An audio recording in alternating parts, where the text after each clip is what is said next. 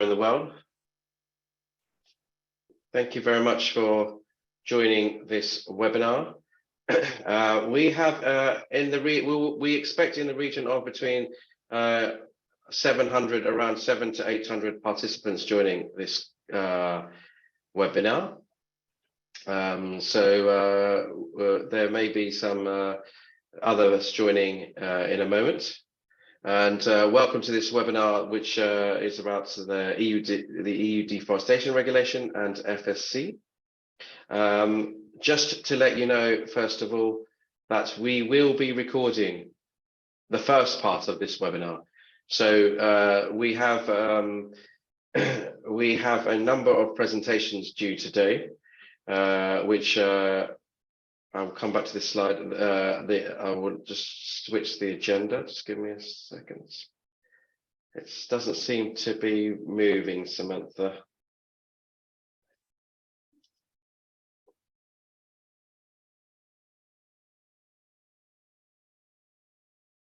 Okay, well, while we sort that technical glitch out, there we are. So we have an agenda of speakers, and we will be recording this part of the webinar. The speakers, we've got all the GDPR necessary requirements to share everyone's personal data. So we will be recording the presentations that are delivered as the first part of the webinar. We expect that to be around an hour or so, and we then will go into a Q&A session, which is due to take place to be around 45 minutes to 50 minutes. And just before that Q&A webinar session starts, we will stop recording as well. In order to participate to this webinar yourself, because of the number of people we have, we expect, as I mentioned, we expect 700 to 800 people. We have around 1,000 registered, and we expect some to be not joining and just have joined to get the recordings. And we will please put your question or comments in the chat. We will be very much focusing on questions today. I would appreciate if you could make your question very clear as possible. I don't think we will have the opportunity to voice questions into the chat and as well. So if you could put your question into the chat very clearly, and also make it very clear who your question is aimed at, or one or two speakers it is aimed at, who you would like to respond to this question as well. You can interact in the chat as well yourselves to discussion or comments that people have. However, we will not be giving these a voice in this Zoom call, because we just don't have the time to do that. And we have a team monitoring the chat and the questions on the back end of this webinar, so we will highlight questions as they come in. We have a great array of speakers joining us this morning. We have Diego from the EU Commission, who's been in the team, who works in the team who have developed the regulation. We have Christian Sloth from Preferred by Nature, who's been supporting, who works in the team around kind of looking at services that can support to deliver implementation services around EUDR in the future. We have Margarita from CEPI, European Paper Association, who's going to be talking a little bit about how industry, the paper and pulp industry, are getting ready for the EUDR. We have Joanna from FSC International, who will be talking about the system, the FSC system, and what's happening in the FSC system around EUDR. We have Matteo, who's been leading on our work on our affairs work on EUDR and supporting supporting our work to be constructively supporting the regulation developments. And last but not least, we have Lars, who's from the competent authority in Denmark, who currently I think is working on EUTR, but of course we'll be pivoting towards EUDR as that comes about. Before we start, However, that's the agenda of the order of play today. So we have Diego, Christian, Lars, Margarita, and Matteo, and Joanna will finish off. However, before we start, a little bit about FSC. We have some new faces as far as we know in the participants. So I wanted to just introduce FSC, why we're hosting this. So FSC, it's in the name, Forest Stewardship Council. That's what we're about, stewardship, responsible forest stewardship around the world. We enable dialogue around the topic of stewardship, and we also have a system, a scheme, a certification scheme that enables those discussions and those concepts around stewardship, or what stewardship means at the international and national levels around the world, to be enabled tangibly through the FSC certification scheme to allow responsible sourcing, to enable conservation and protection of enhancing forest values, and to effectively restore and regenerate forests for the future. So that's what FSC really stands for and is about, and that's a very top line how we work. You will get a little bit more details when Joanna speaks later as well. We do this also in a very balanced way. We are a membership organization ultimately, with around 1,300 members, which span this our chamber governance system, which span society and kind of social interests, environmental interests, and economic interests. And the way we work across our governance, across our decision-making processes at international and national levels is bringing groups from these three parts of society together to discuss whatever it is they're looking to agree, whether it's a standard at a national level, whether it's our principles and criteria at the international level. So that's very top line introduction to FSC. And with that, I think I'd like to introduce you to our so I should say actually as well, I forgot about this slide, that we also we have a follow-up event to this webinar in Brussels, in an in-person event on the 25th of April, Tuesday 25th of April, which is very much focusing about one of the biggest challenges we see around the EUDR, which is around the geolocation requirements that are coming through the regulation. So we wanted to convene a meeting in our convener kind of role to very much have open discussion and support the ongoing development of the regulation, especially around the geolocation requirements as well. And with that, I'd like you to introduce you to our first speaker, Mr. Diego Torres, International Relations Officer at the EU Commission, working in DG Environment, and has played a significant role in the development of this regulation. Over to you, Diego. Thank you. Thank you very much, Anand. Good morning, everyone from Brussels. Indeed, I am part of the team who has been working for the past 3 years in this new law. Now, I will go very quickly through some of the slides and try to slow down in parts which I think will be of most interest to you in order to respect the 10 minutes timeline that I have been given. Next slide, please. Next slide, please. Just a little bit about the background. So we know deforestation figures continue to be very critical. They are staggering. Most of that deforestation, 90% of it, according to FAO, is provoked by agricultural expansion, and the European Union is a significant driver of this deforestation and forest degradation. These are the reasons why we believe that more legislative action is needed, why we have put on the table this new regulation. Next slide, please.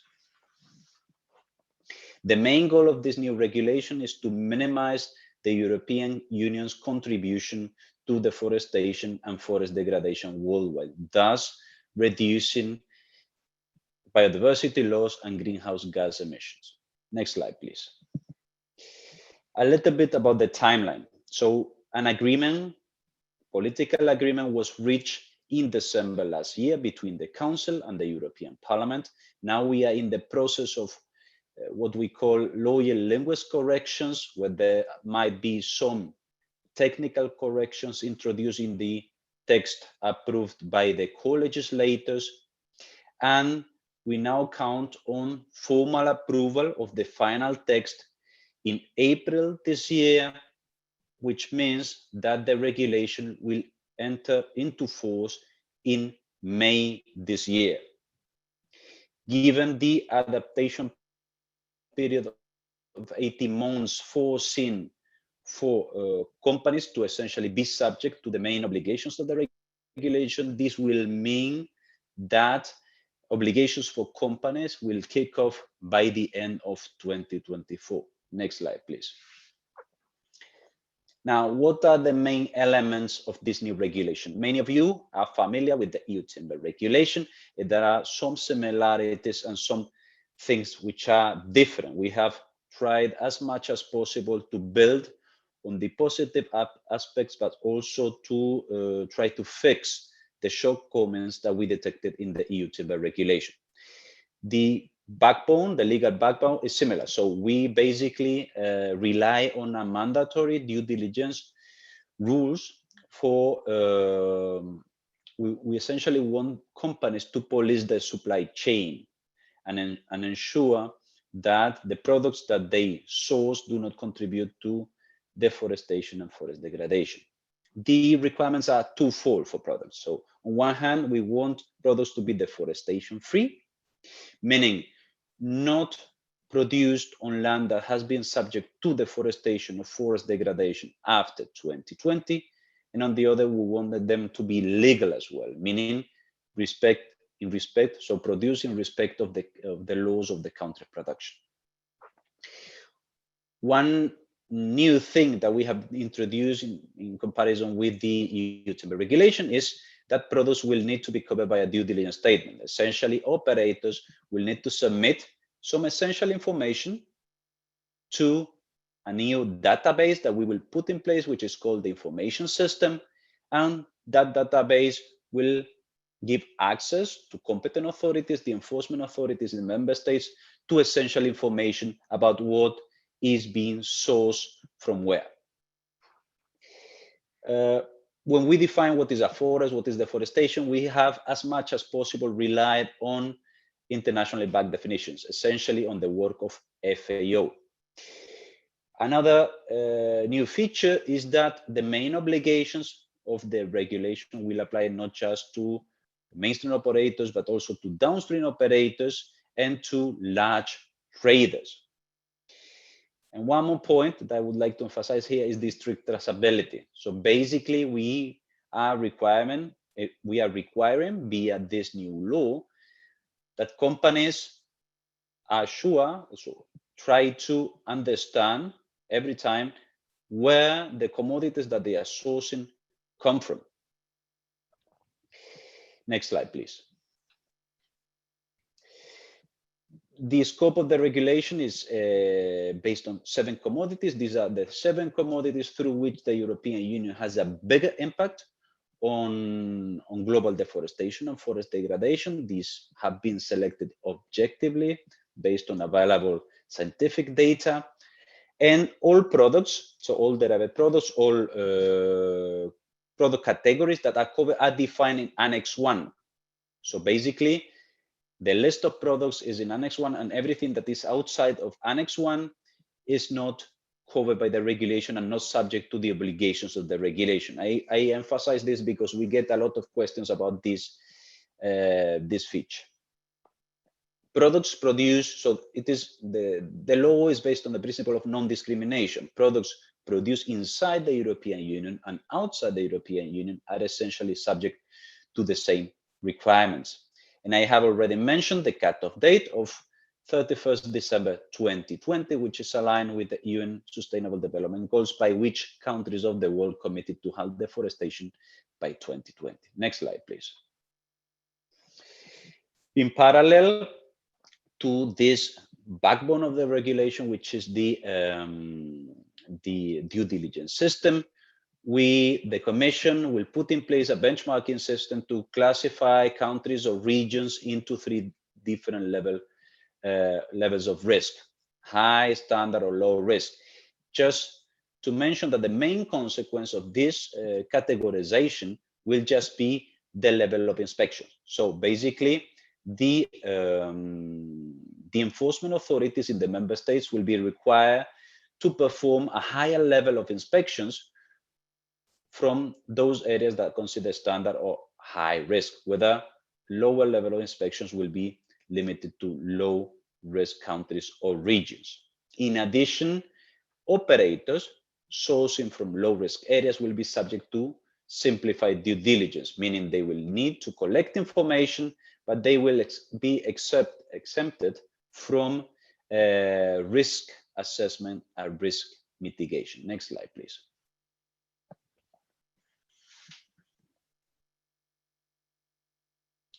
Next slide, please.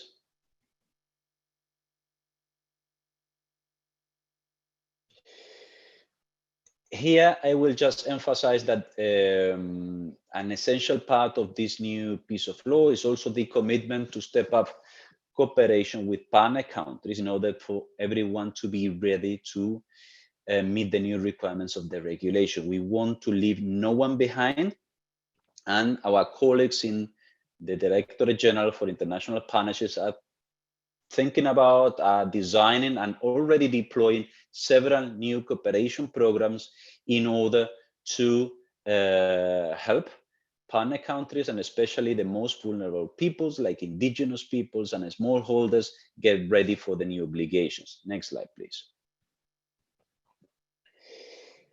Here we see, I wanted to use also a slide of the typical, to describe some of the new obligations that are different in comparison with the EU timber regulation. So here we see a simplified supply chain inside the European Union, where there is a forest owner inside the European Union.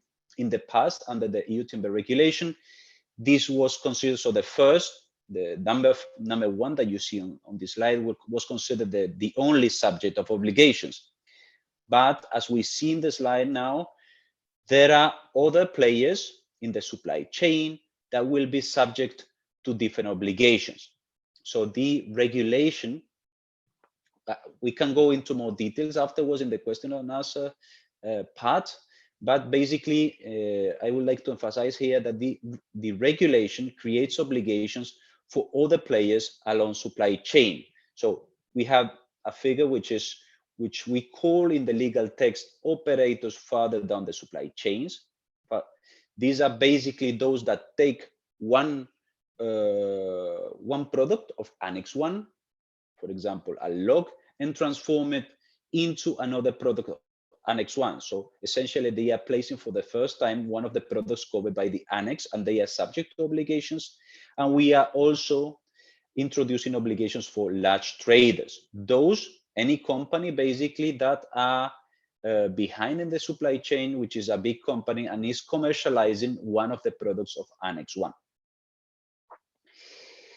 Next slide, please. Next slide, please. Now, I also wanted to talk about a little bit about what so the demanding timeline of implementation that we have before us in the European Commission. And I'm perfectly aware of it also for you, for companies and certification bodies to get ready for the new obligations. Now, from our side, we are already working very hard on setting up the information system. So this EU database that to which operators will submit the due diligence statement with essential information on products, quantities, country of production, geolocation. We are already working on the benchmarking. The benchmarking needs to be up and running ahead of the entry into application, so by the end of 2024. We will also be working on guidelines, but ahead of that, we will be releasing as soon as possible a document of frequently asked questions in order to solve and to address the many questions that we are receiving from many different organizations. And we are also working at the same time on the review. There is a very demanding timeline for a review. The first time, 1 year after the entry into force, so meaning by mid-2024. Next slide, please. Now, what do we want to achieve with this new law? Basically, we want to answer citizens' demand. They are asking us for the European Union not anymore to contribute to global deforestation and forest degradation. We want to achieve quantified results in terms of saving CO2 emissions. We want the European Union to lead a new wave of legislative action against deforestation and forest degradation. So we are perfectly aware that this is a pioneering law, but we are working hard towards the goal of this being just the first of many. And we also want to encourage forest protection in partner countries. Next slide, please. I will just finish by saying that in the second link that you see on screen, if you are interested, you have the agreed text of the regulation. So the text of the regulation as agreed in December. As I mentioned, this is not the final text because it is undergoing a process of technical corrections, but this is the reference text that we are working with. Thank you very much, and I will be here for the question and answer session that I hope will be very fruitful. Thank you.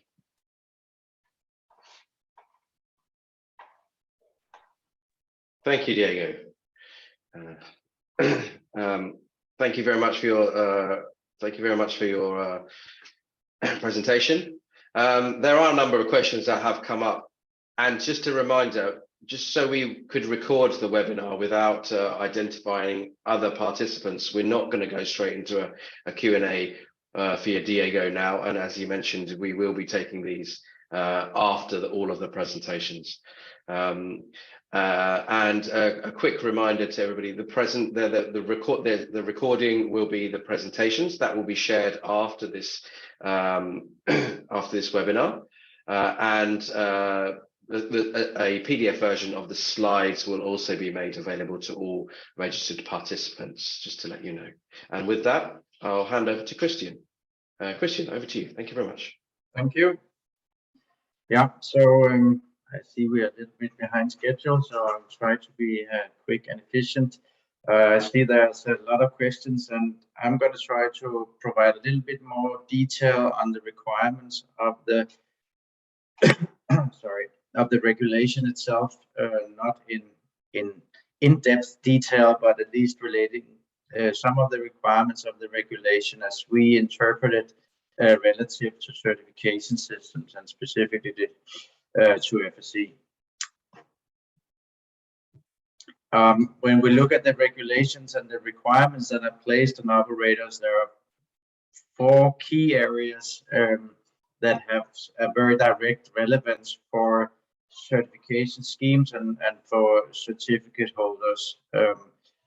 And it lies within the obligations on the operators in the prohibition to place on the market products if they are not deforestation free, if they have not been produced in accordance with relevant legislation of the country of production, if they are not covered by a due diligence statement.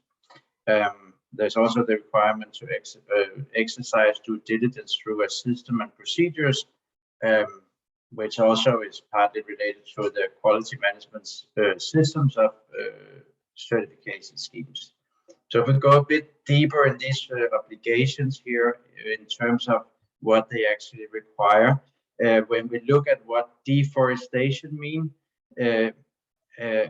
as Diego mentioned, the EU deforestation regulation uses FAO definitions, or generally accepted definitions of deforestation, and what forests are, how that is defined.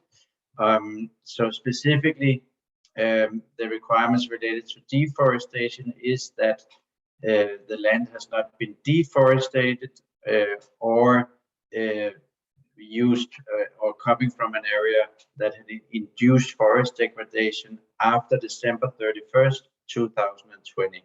So this December 31st, 2020 is considered a cutoff date for deforestation for all the commodities included in the regulation, and forest degradation for forest products in the regulation. The second point is to look more in detail on what forest degradation means, and it's defined in the regulation as structural changes to forest or the form of conversion of primary forest or naturally regenerating forest into plantation or into other wooded land, and primary forest into planted forest. So basically, when you look at these FAO definitions and understand what each of these different definitions contain, you see that the focus is on primary or natural forest and the degradation or conversion of those into agriculture or to other types of planted forest, such as plantations. So obviously that's very relevant for the FSC certification, since FSC has similar requirements in not to degenerate forest or degrade forest and not to convert forest. So that's a very relevant and point for FSC certification, and where FSC certification can provide strong evidence to meet these requirements. The third one here is the legal compliance. And as you can see here, we have drawn out the specific elements that are mentioned under what is called applicable or relevant legislation in the country of production. And those of you who have worked with the EU timber regulation can see that this definition is quite expanded compared to EU timber regulation. There's quite a lot more on environmental protection. There are some very specific forest related regulation mentioned in the text. There is more focus also on human rights and the principles of free, prior, informed consent as defined by the UN. And also there's under the tax and customs regulation, there's an addition of anti-corruption legislation. So some quite significant and important additions. And again, I would say that if you look at the legality definition of FSC, it matches very much these requirements here. So that's also quite an important point for the certification scheme. The last one is these requirements for information related to the products, and specifically, as also mentioned, the requirements for geolocation. So the regulation is calling or requiring that there is geolocation of all plots of land where the relevant commodities were produced, as well as a date or time range of production. So this is quite, it's a lot of information that will have to be able to follow the specific products from production through the supply chain for the operators in the EU to be able to have that information. And just an important point, just trying to underline this, and this is the same as in the EU timber regulation. Certification is not considered a green lane, so it does not mean, so it means that you cannot just assume that you meet all the requirements of the regulation by buying certified or being certified, but I would say that it is a very important tool. So this goes for all these commodities, all these certification schemes, even FLEGT licensed timber. It's not actually a green lane. It is for some of the legality requirements, but not for the deforestation issues. So, as I said, we view certification as a key tool for operators to meet these requirements. It's often the best, if not the only, possibility operators will have. And it does that by providing assurance to the deforestation requirements, as I've mentioned before, and also to the legality requirements. So especially in FSC, both the deforestation, forest degradation, and legality requirements are quite well covered in the standards. It also supports traceability, even though the FSC chain of custody system does not carry all the information on origin throughout the supply chain. There is a system and it can support finding the information or accessing the relevant information. Also, certification, of course, can be used in the risk assessment and risk mitigation process. And obviously also provide a framework to go beyond just regulatory requirements.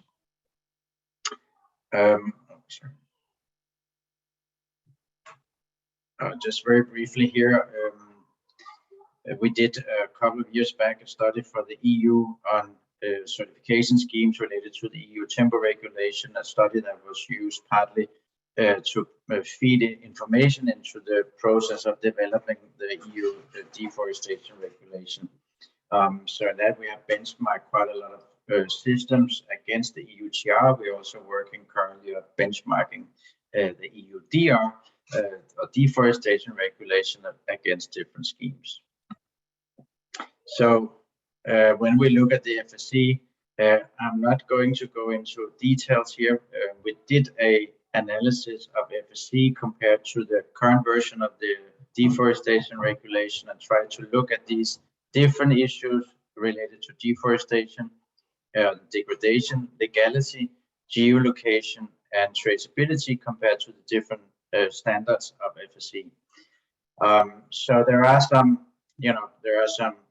some areas where we see that FSC quite strong in covering the requirements, for example, for the FM standard related to deforestation, degradation, and for legality. But also there are some gaps in the systems related to the geolocation and transfer of data of the time of production for the products throughout the supply chain.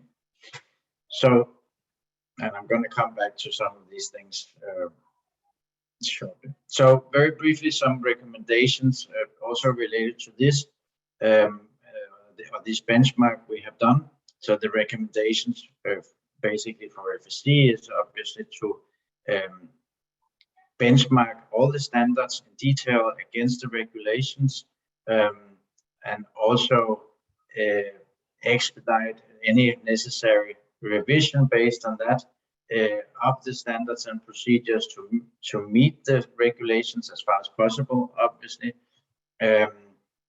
the FSC has a great advantage, I think, in the control with risk assessment systems they have that could provide very valuable information to operators on the risks, both for legality but also for deforestation through the HCV assessments.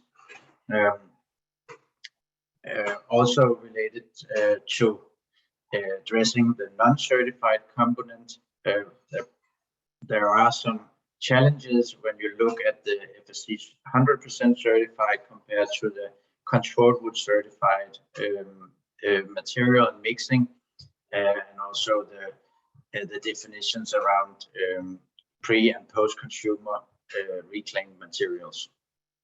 The last one is more general, maybe, to if FSC and other certification system wants to provide value towards the traceability component of the EU deforestation regulation, that there should be some evaluation of potentials for using technologies to trace material and transfer supply chain information downstream. But I think lastly, this is just to say that again, I believe that FSC certification has opportunity to really provide the industry with a solution that, if not covering everything, then at least covering most of the obligations of the regulation, and really being a strong tool for the operators. Thank you. Thank you. Thank you, Christian. We have noticed that there are actually two channels for chat at the moment. There is a Q&A and a kind of Q&A and a chat function. We prefer we are monitoring both. There was some slight technical hitch in particular from our intents and what we switched on and what we didn't. We would prefer if you could use the chat to post your questions over the next few moments. We do see them coming in. We are gathering them. We are prioritizing the questions in terms of what types of questions are being asked. And as I mentioned, we will come on to the Q&A after all the presentations are finished as well. So it's not just business that needs to get ready, it's also competent authorities that need to get ready to enforce the regulation as well at national levels. And with that, I'd like to pass on to Lars Skövmoller, who's going to give an understanding of what is happening in a competent authority in Denmark, in this case, to get ready for enforcing the EU deforestation regulation. Over to you, Lars. Thank you. Well, thank you very much, and hello everyone. As the speaker said, I am Lars Skövmoller. I am a special advisor at the Danish Environmental Protection Agency. I have vast experience with the EUTR and been working with this for 5 years, and also did my master thesis on the EUTR and the certification. So yeah, I've been working with this for quite some time. Next slide, please. Yeah, and next slide, please. So preparations for this new regulations, we as CAs have a lot of preparations to do. Not the amount Diego is doing, but I have a quick disclaimer before I go through this. That's of course that it's not been finalized which authorities will be the final CA in Denmark. So I'm speaking in perhaps for this because it's not fully agreed on whether my agency will be fully responsible for all commodities or some of the commodities. But yeah, that's where we are in the process. So where are we for now? We have been using a lot of time on translation of the regulation because it's very important that the right Danish terms are being translated, because we have to use this when we go on controls, and US operators also have to be yeah, in the frame of what's going on and how it's translated. So that has taken a lot of our time. Then most of our time has been going towards calculations, because of course it's very important for us already now to assess how much money we need. Yeah, that's the essence of everything, saying how many what's the amount of controls or audits you have to take at the companies, how many companies are actually within the framework of this regulation. So that we are, that's what we're doing right now.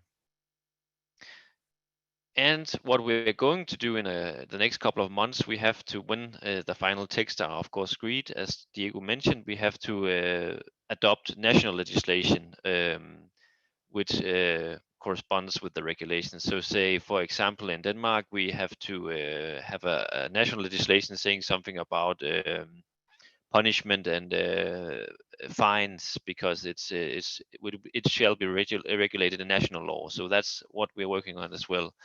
So yeah, so that has to be done. And then we're doing a lot of this, what I'm doing now with companies and umbrella entities, saying promoting this new regulation and making sure that businesses are ready, or at least are informed as much as possible. So that's where that has taken quite a lot of time, taking a tour de force around Denmark and trying to knock on doors towards companies, saying, are you aware that this is a new regulation and you are probably a part of this? So this takes a lot of our time. And then we are looking into, because I can say I will come back to that later, but the amount of controls we are looking into compared to the old EUTR is vast. So we are also asked by our treasury and the people sitting on the money, saying, are there any way you can do this smarter? Saying, are there IT solutions that could help you with your controls, with the number of controls? So we are also looking at the whole IT development side and looking into AI technology and stuff like that. And what databases we can use to assess which companies we have to do audits at.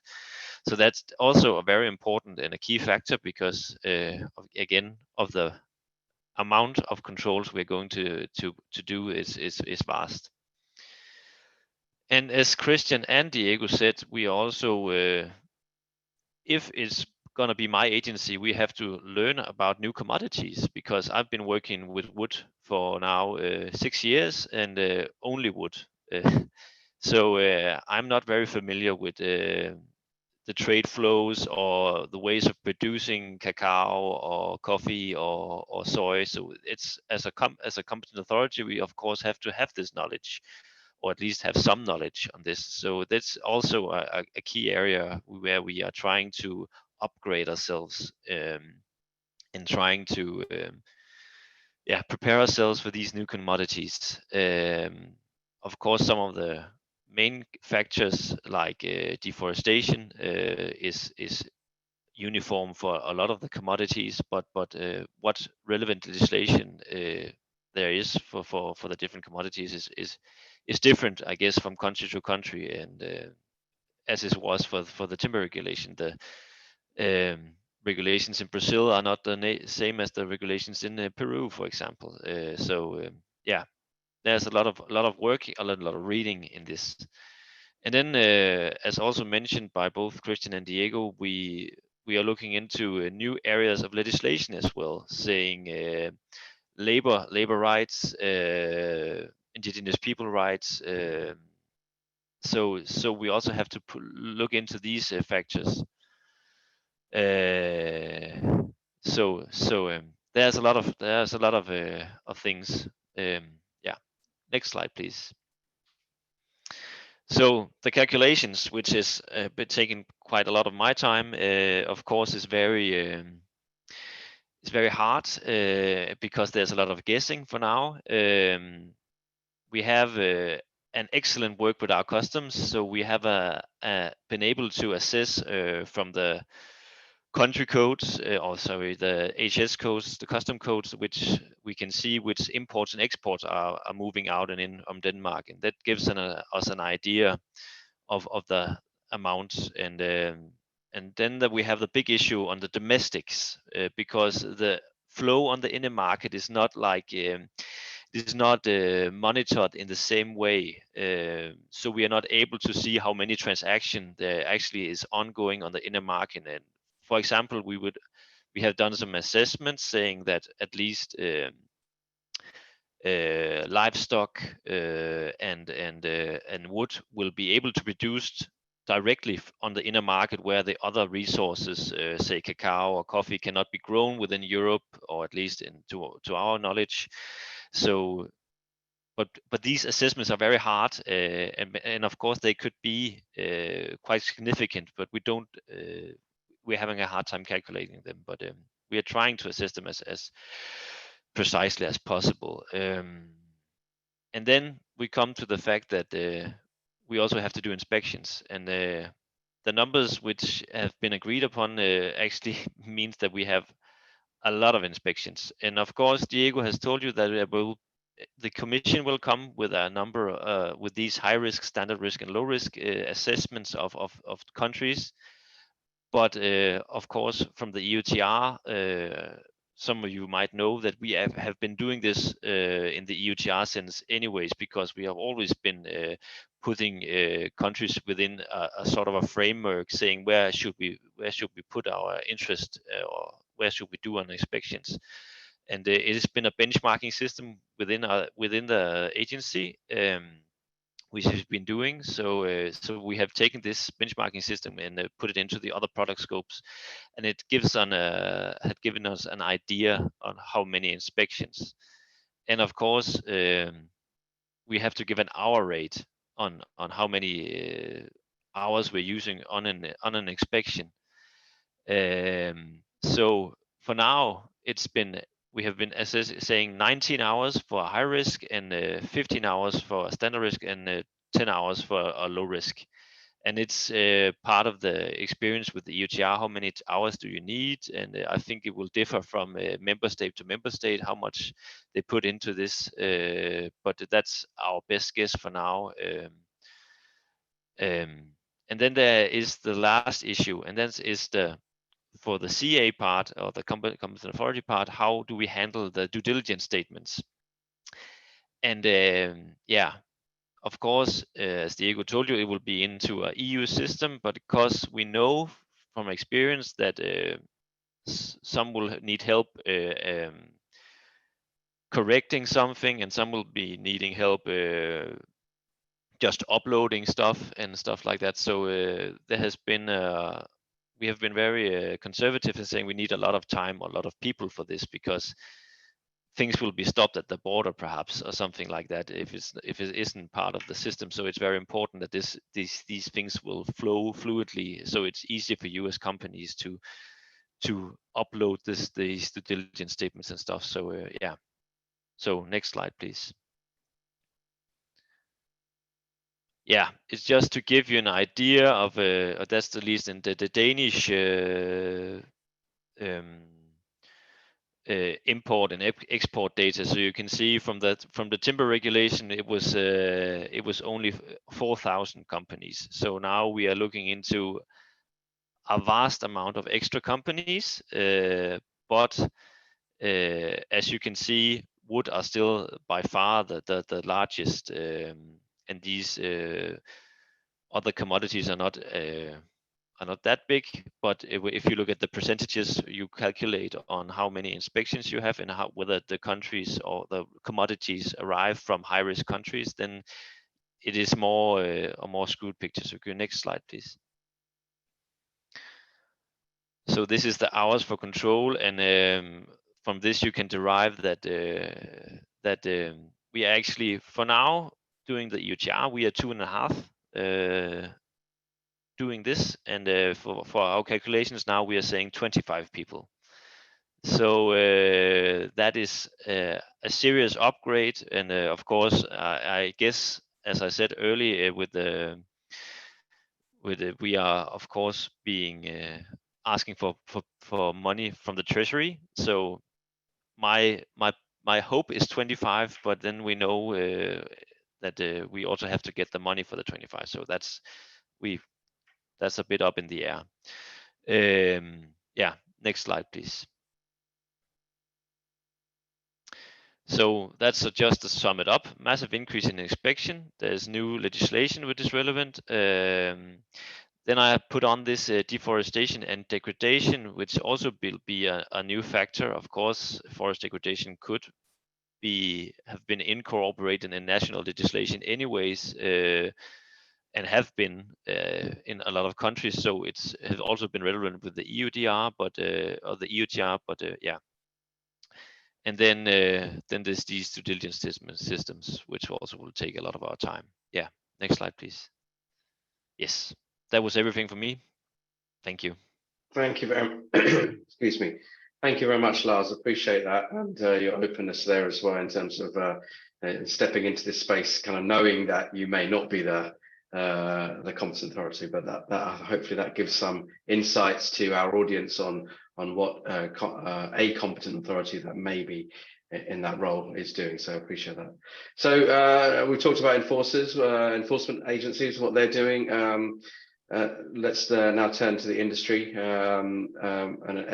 with Margherita Micheli from CEPI, who's going to outline what the pulp and paper industry in Europe in particular are doing as well to get ready for the EUDR. Over to you, Margherita. Thank you, Anand, and good morning, everybody.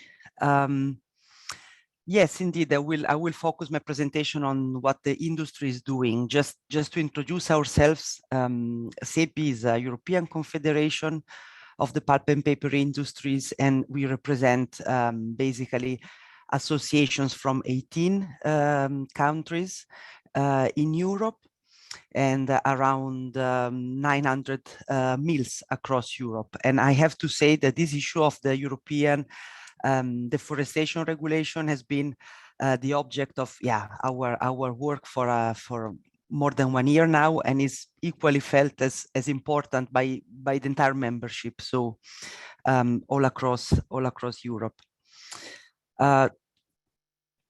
Okay, just to give some context, but I think it's important a bit to understand what the impact of this regulation will be on our industry. Just for reference, when we look at the sourcing of fibers in the industry, actually almost 70% actually comes from secondary raw material streams, which means either paper for recycling, 56%, or residues from sawmills. And around 30% comes directly from the forest, either from thinnings and other forest management operation or final felling.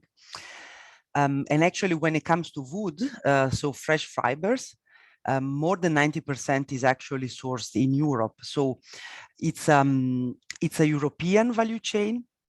But then, of course, we know that this regulation will apply also for timber that is produced domestically and then is exported. And around 22% of the paper production is exported. So yeah, indeed, the entire value chain will be affected by this. Some of the companies in our sector directly own or manage forest land, and 90% are certified. But the certification numbers are high also for the wood that is bought by the industry, around 78%, or the pulp that is bought by the industry. So when we look a bit on the geographical origin of the fibers, if we start from the right, so the total fibers consumption, again, 86% come from EU27. So largely an European-based industry. As I said, 90% of the wood comes from EU27, and almost all of the paper for recycling. The geographical balance is a bit different when it comes to market pulp that is consumed by the industry. So again, a bit more than 50% still comes from the EU. But another 43 comes from extra European sources, and that is mainly South America, so Brazil, Uruguay. So in that case, we have a bit of a longer value chain when it comes to geographical, to the global. It's a bit of a more global value chain, let's say. But as I said in the beginning, irrespective of where the wood is sourced from, there will be new obligations for pulp and paper producers. So what are we doing already today? Of course, and I will not go into details of this because it has been already said. Due diligence per se is not a novelty for the pulp and paper industry, because we are already covered by some EU timber regulation obligations, namely to check the legality of the wood that we are using. And as was said by Christian in the beginning, some of the legislation or the concept of some of the legislation that has to be checked is already included in the EU timber obligation, EU timber regulation obligations. So land use rights, third-party rights, and so on. What is new indeed is this whole new chapter about labor rights and the social dimension, let's say. But on this, probably FSC can also help in this regard. And then indeed, there are new obligations regarding the deforestation-free requirement. And very, very important, this new obligation to submit a due diligence statement for every operation or of import or export as we understand it. And this is indeed quite a substantial change compared to the EUTR model. And on this we have some questions, but I will come to them at the end. When it comes to the basic pillars of risk of of due diligence, again, access to information, risk assessment, and mitigation are not new. They're already in the EUTR. But indeed, the big innovation is this new requirement to identify the geolocation of all the plots of land where the wood was harvested, in combination with the date or time range of production.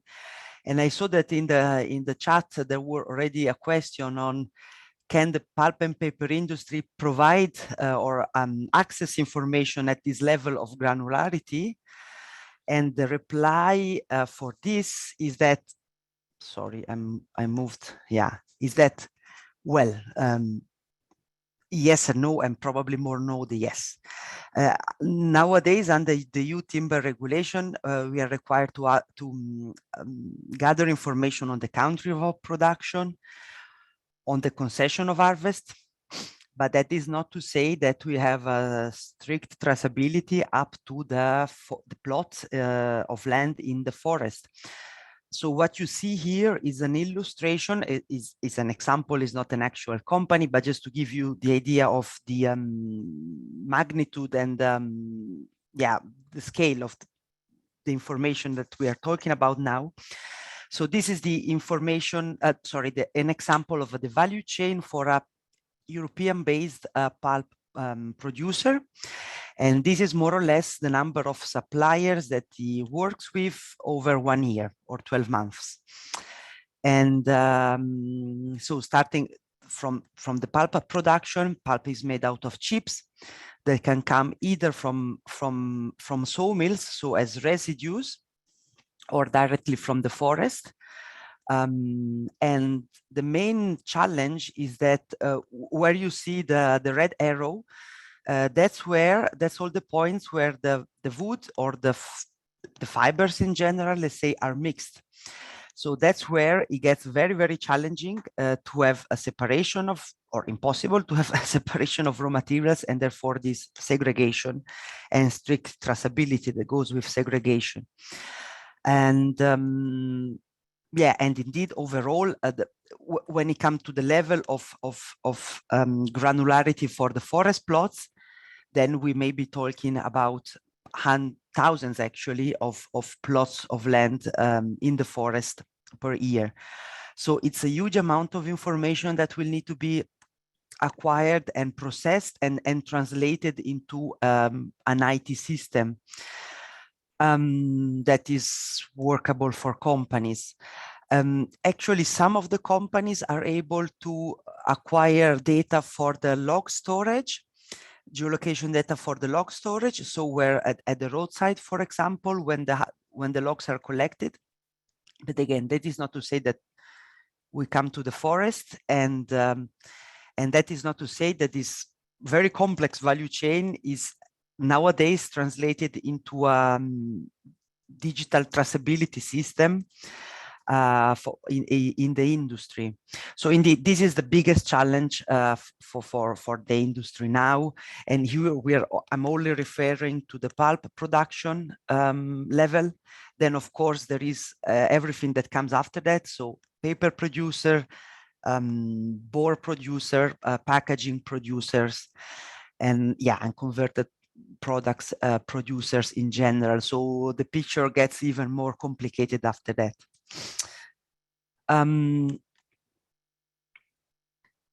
As a CEPI for the moment, of course, what we are trying to do, same as other actors, we are trying to raise awareness in our membership.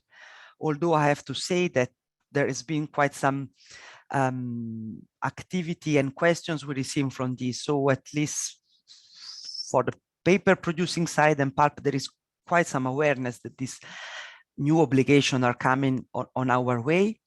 So we are trying to develop as well some Q&A guidance for our members. we are setting up an internal task force to come up with shared possible solution on this. We are participating in the deforestation stakeholder platform of the Commission, and we hope that we can give our input to the further guidance that the Commission will be developing. And but indeed, we still have some open questions, and actually I see that some of them were also asked in the chat before. So just to go over it, but what will be the practical tools to indeed demonstrate compliance with the requirement of forest degradation, for example? I don't think that deforestation per se will be the major concern for the industry, because we are based on sustainable forest management and not, of course, on land clearing. So forest land clearing. So that will be the main, I guess, requirement that we'll be focusing on. Again, what will be the role of large operators further down the supply chain, for example, a paper maker? Of course, he will need to collect due diligence statements from his suppliers, but will this be enough for considering that his obligation has been complied with, carried out, or will need to audit and have a more sophisticated and burdensome also system to check the due diligence performed by the supplier? Again, will all this a huge amount of information on plots of land, will the operator need to report it in this due diligence system, or again, will be enough to refer to the due diligence systems of his suppliers? And when it comes to country benchmarking, will be a differentiation by commodity, so that a country it's considered high risk for soy, but not for timber, or vice versa. So quite some work ahead of us. In general, what I can say is representing, let's say, the entire industry, we will need to have a system developed, especially for this traceability requirement, that is as much as possible interoperable, so that we're not working in closed systems, that is cost efficient, that ensure transparency, and also, of course, data security, because here we are talking about managing the data of many suppliers. And I'm done, and thank you very much, and I look forward myself to the Q&A session. Thank you very much, Margherita. Okay, just to keep things moving, we are a little bit behind schedule. To keep moving, I will hand you straight over to Matteo, who will introduce what work we've been doing at FSC around this regulation, and then we'll move into another colleague, Joanna, who will talk about the system, or the FSC system, and how and what's happening around the FSC system with the EUDR in the context as well. Over to you, Matteo. Thank you, Ran. Good morning, good afternoon, good evening, depending on where you are. My name is Matteo Mascolo, and I am the FSC EU Affairs and Engagement Manager. And today in this presentation, I will be speaking about essentially 3 points.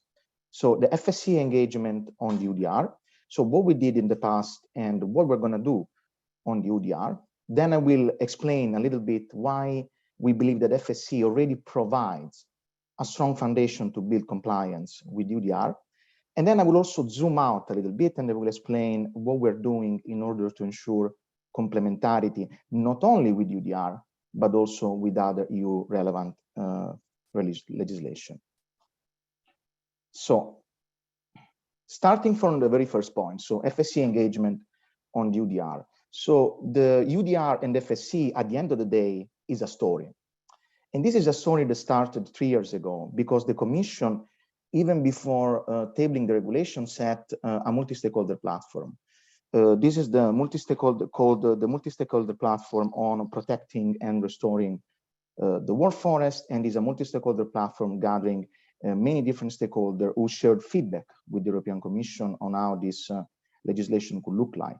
So we knew about that. We took the opportunity. FSC is a member of the EU Commission EUTR and EUDR multi-stakeholder platform, and our engagement with the Commission is ongoing.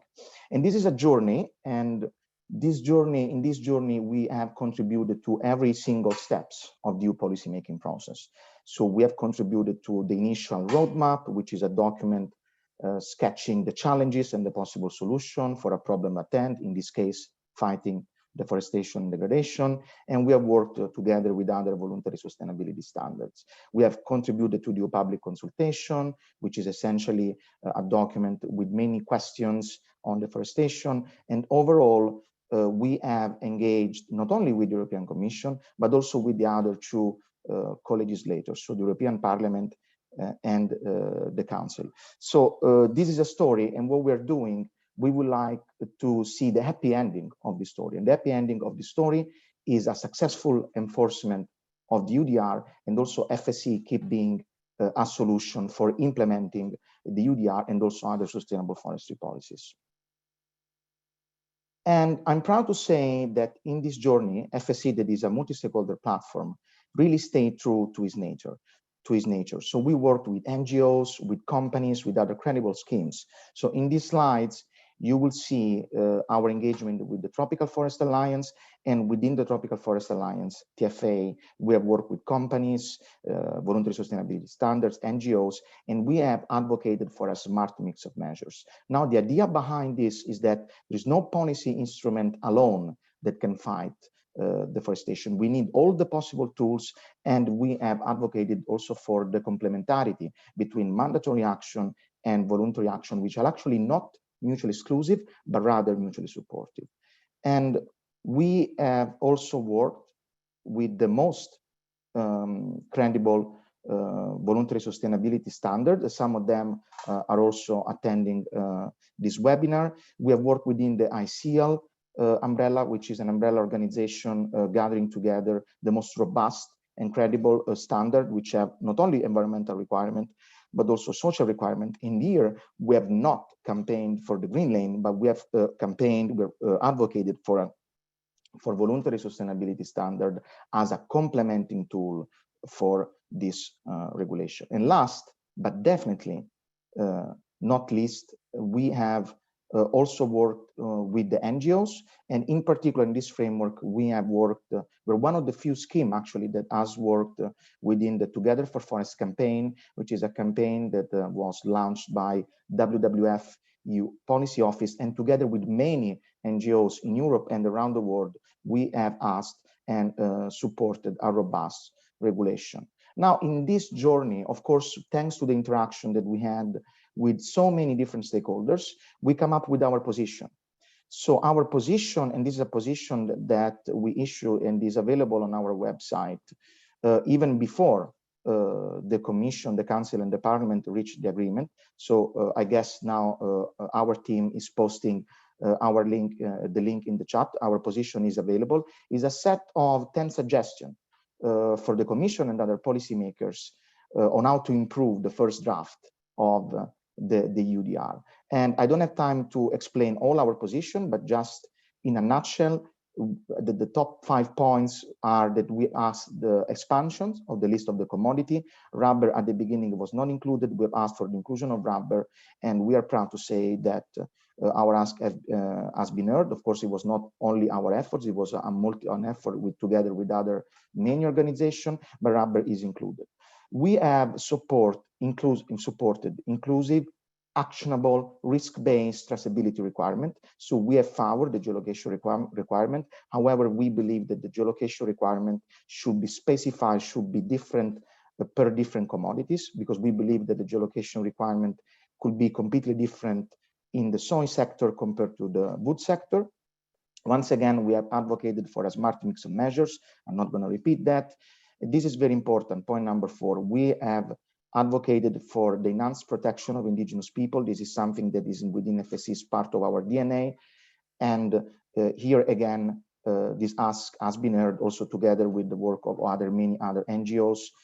So indigenous people are further protected thanks to reference to international convention. This is also part, you can read it in our position paper. And of course, not only important as the Commission explained the demand side measures, what is really important is also the supply side of measures.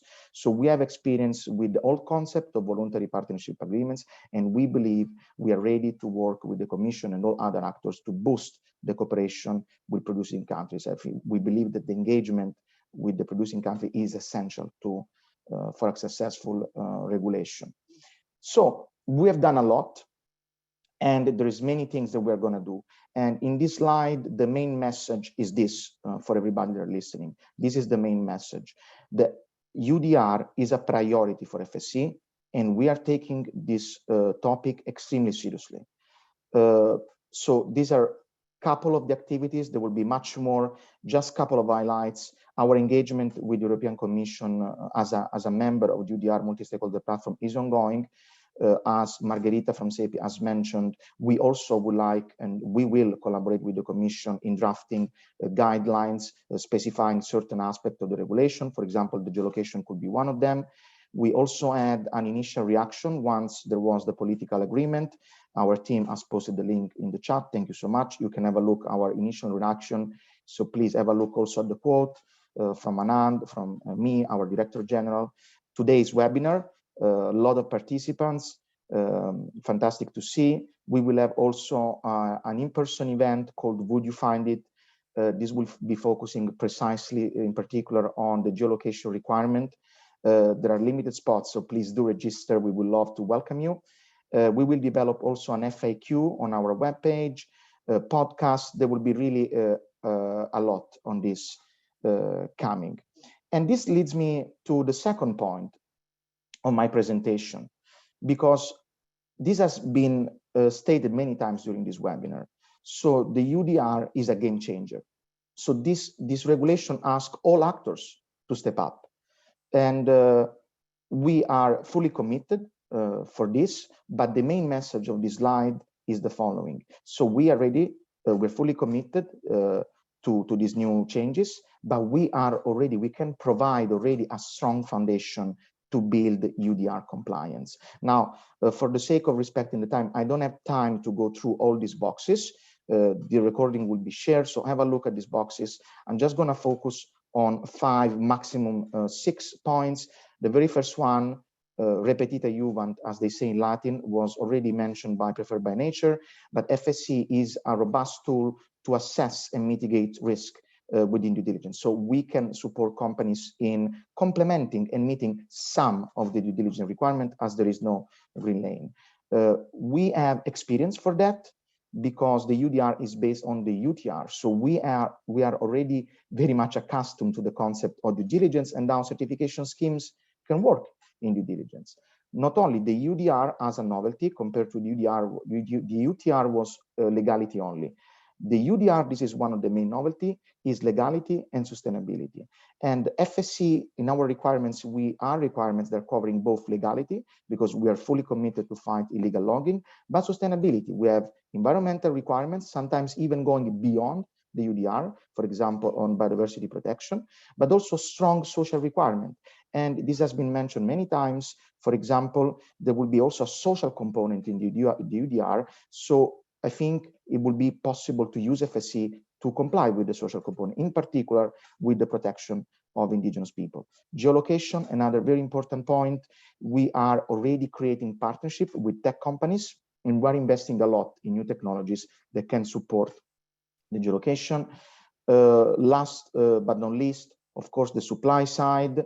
I think FSC has been already instrumental for VPAs to move away from legality only, because sustainable forest management is much more than legality, it's also sustainability. We believe that we can support the work with producing countries. And of course, last point, our unique feature. We are a multi-stakeholder platform, so we work with many actors and we convey them, and together with them, we can deploy forest solution, the work on the ground. My last slide, just to say that zooming out a little bit, we came to realize that, of course, this webinar is about the EUDR and FSC, but we came to realize that within the EU Green Deal, there are many EU initiatives that are affecting forest, they're impacting forests and certification schemes alike. So we have commissioned an external study. So we will assess the complementarity between FSC, all our standards, FSM, FM, and COC, with many EU relevant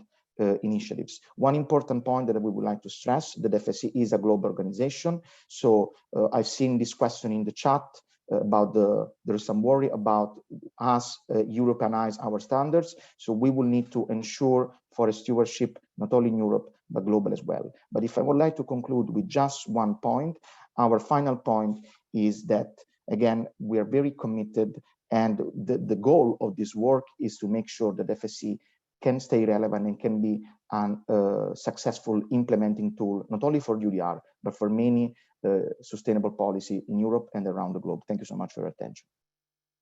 Thank you, Matteo. I won't take any more time.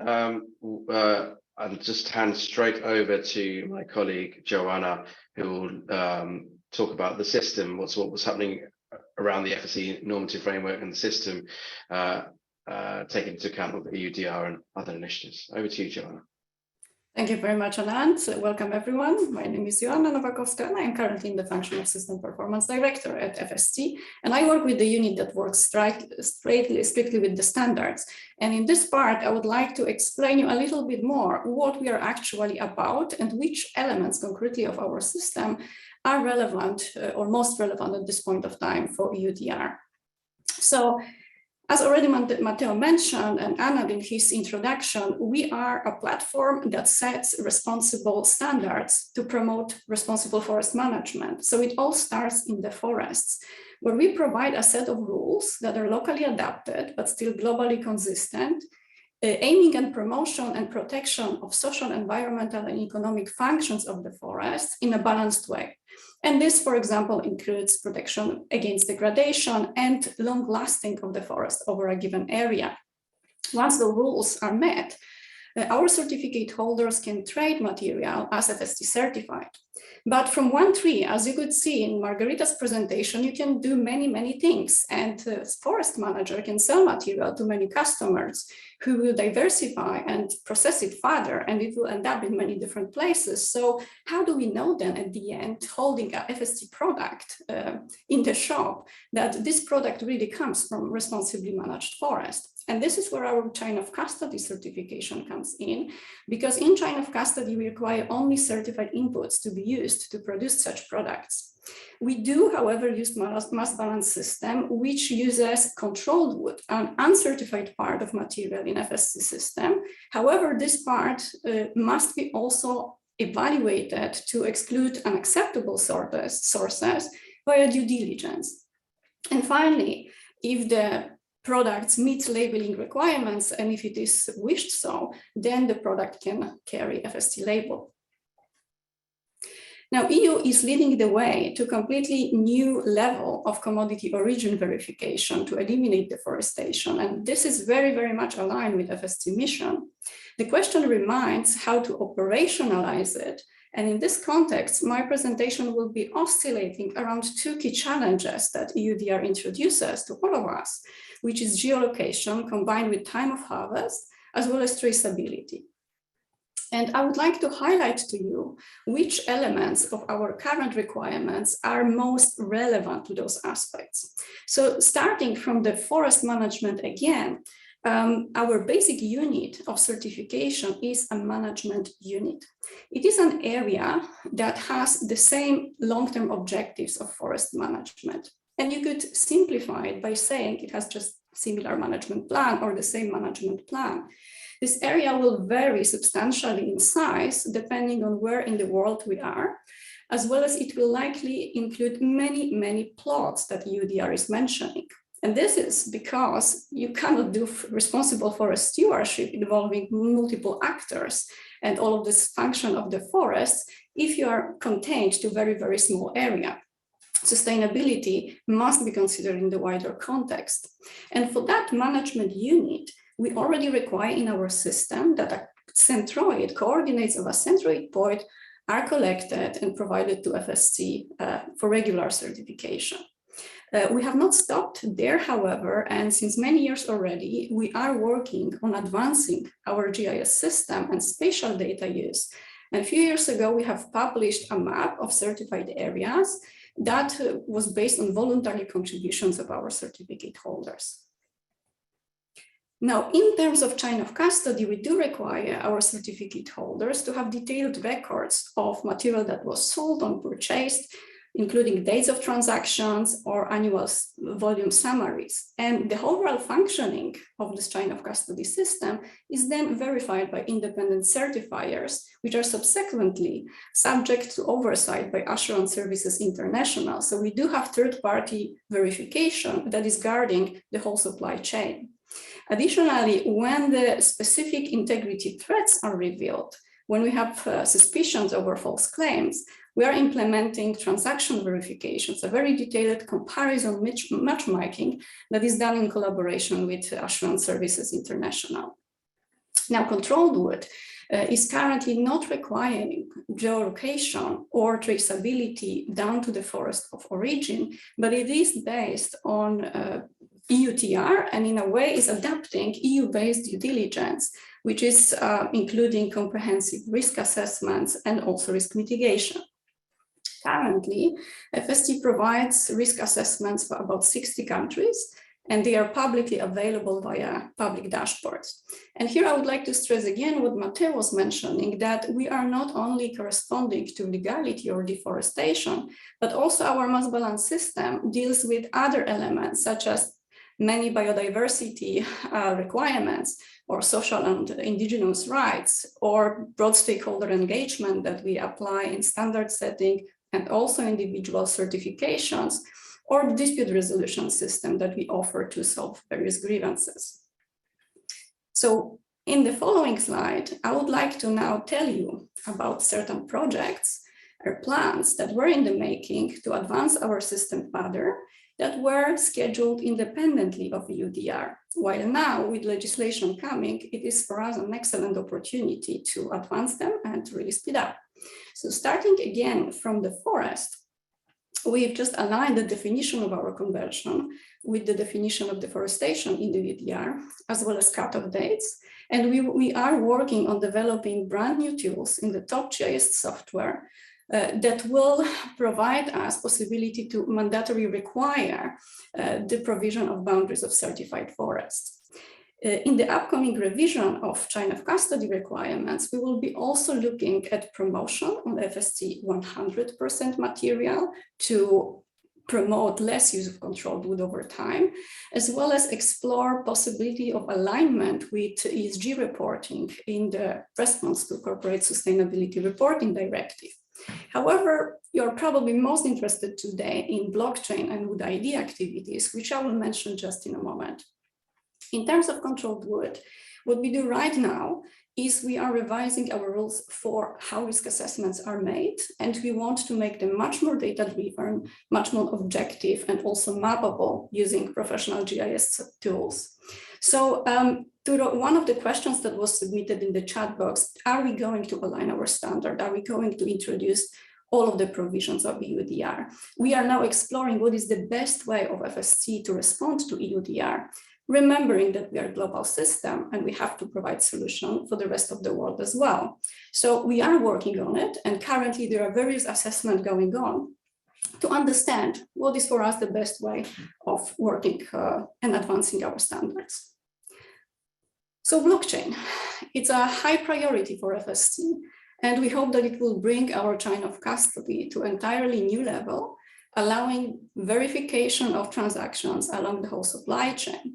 And we plan to start rolling it out by the end of this year. It will provide data protection solutions, as well as compatibility with other existing systems of similar nature. Now, with EUDR, of course, there is a full range of new possibilities of how this technology can be scaled up and advanced. So here I list only a few examples of what could be done once we advance and once we progress with addressing EUDR and providing solution for our stakeholders. So just to mention a few, we could add customized or standardized fields that corresponds to data requests originating from EUDR. We could also produce dedicated reporting. We could ensure integration with participants' ERP system, and also customize various interfaces for specific working practices and specific supply chain realities. So there is a lot that we could do. Now the question is what we will choose to do and for whom exactly and how fast. In terms of wood ID, we are currently piloting the stable isotope ratio analysis, with which we could take a product, make an analysis and examine what kind of isotopes it includes in its elements, and then compare it to the available database of isotope profiles from reference areas. And based on that, we could say, is this product coming from that area, or where is it coming from most likely? So in simple words, if we had a reference sample coming from a specific area, for example, a big enough and specifically located certified forest, we could test the product, its isotope, against the profile of this area and be able to verify how likely it is that this product is coming from the certified forest. Over this year, we planned to test this method in a simple supply chain. We will also search for more complex supply chain to apply it. And with time, we do hope that we will be able to scale it up so that it can be used in our regular assurance activities for specific cases, for example, for addressing false claims. And with this speeding up, thank you very much. And I will hand over back to Anand.